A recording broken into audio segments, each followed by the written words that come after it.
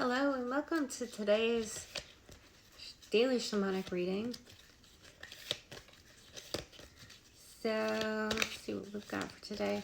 Today in one of my downloads, I was getting that someone in my collective needs to get a hold of some Palo Santo, otherwise known as holy wood. And what this does is a lot like sage, although the energy from Palo Santo is gentler. It will get rid of things, but will also...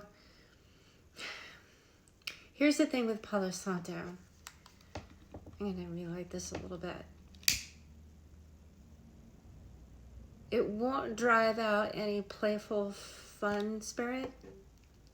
That spirit will get to stay as long as it's a good spirit, because honestly, it won't really allow anything evil to be around, because that's what it's getting rid of, are any negative entities and energies. So I use Palo Santo a lot, and someone in my collective, someone that watches my videos, needs to get a hold of some Palo Santo. You can get it in this form. You can also find it as an essential oil. You can also find sprays for it. I have a room spray that I use because I have asthma. I can't always do smoke.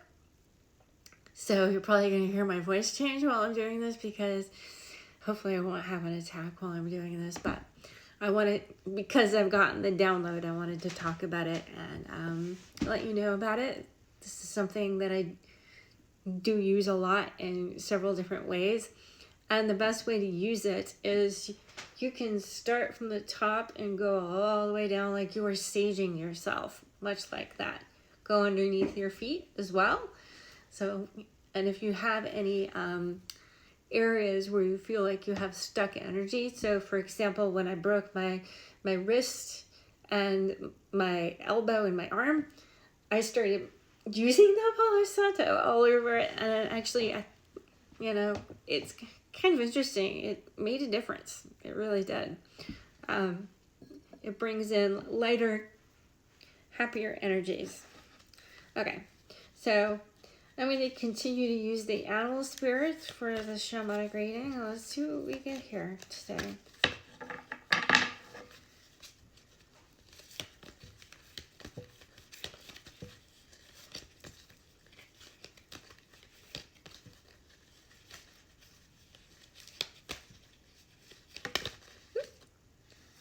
Oh, interesting. We've already gotten this one before, but that's okay. It's the wolf spirit. The symbolism of the wolf. We've got purification, healing, and creation. So, although a lot of people kind of portray wolves as being villainous and awful and mean, like the werewolf, right? But here in the United States, the Native Americans use wolves as a popular totem. They're revered. They're honored. Much like the raven, which is also in this painting. The wolf is a hero and a creator. Of course, in some legends, the wolf is the trickster sibling of the coyote. But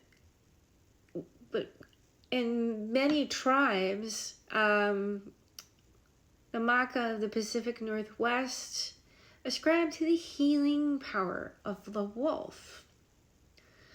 They perform a wolf dance in the skin of the animal in order to cure people that are sick. Okay, so with the wolf, in the Roman cults, the great she-wolf was the divine midwife and matriarch of the ancestral spirits. So there's lots of meaning behind the wolf that some people just aren't aware of. It's not all just, fear of the werewolf.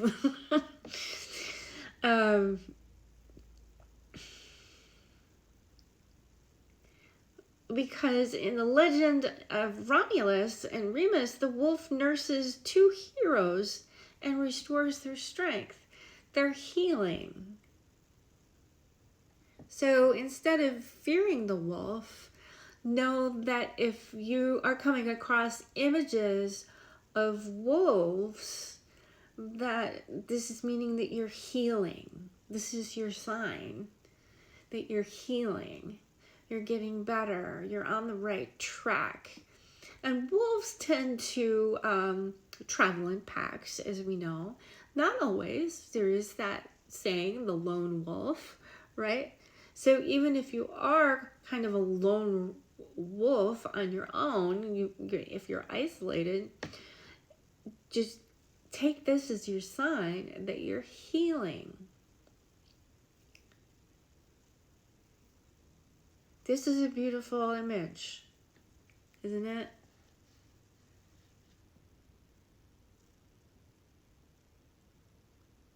What soulful eyes. Wolves have such soulful eyes.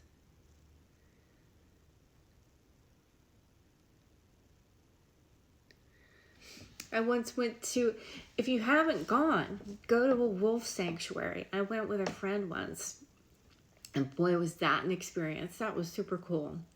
You get to actually be in a pen with wolves, and they were circling around and coming up to me and smelling me, and I was able to pat the wolves and everything. My friend at the time had just gotten my dog, which is a husky. And she's like, oh, I swear he's got some wolf in him, right? Because he does. Look, he looks very wolfish. He's not. Did the DNA testing on him. He's 100% Siberian Husky. But does have the amber eyes. Does have kind of that wolfish grin of, I'm up to no good. But he's a good boy. He really is. I'm just listening for a minute here. Wolves are also very protective.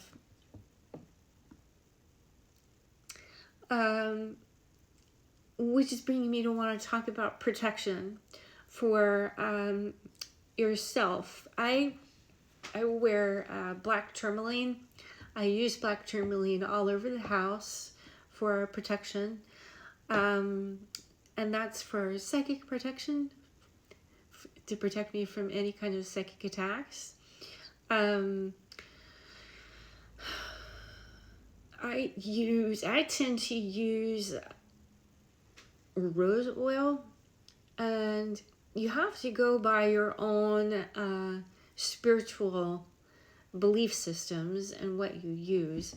But because in my ethnicity, in my DNA, got Egyptian, so that's why I got this tattooed on me years ago. What I do, because the nape of your neck is really a sensitive place, and if you're wearing your hair up, it exposes you to psychic attacks. And if you're sensitive like me and you channel, like if you're a medium, it makes it easier for an entity to enter. So I tend to wear my hair down a lot. I tend to wear a lot of hoodies, or if I wear a hat, I'll keep my hair so it's down and protecting the nape of my neck. But I'll use rose oil, and what I do is I go in the symbol of an ankh, and I put it in the nape of my neck, and I put a tiny bit of rose oil at the tip of my head up here.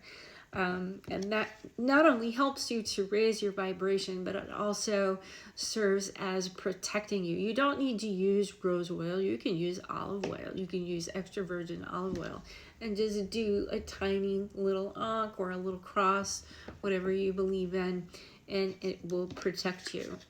Okay?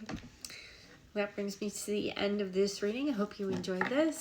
So let me know. Give me a like or subscribe, and let me know what you think about it. Thank you. Bye.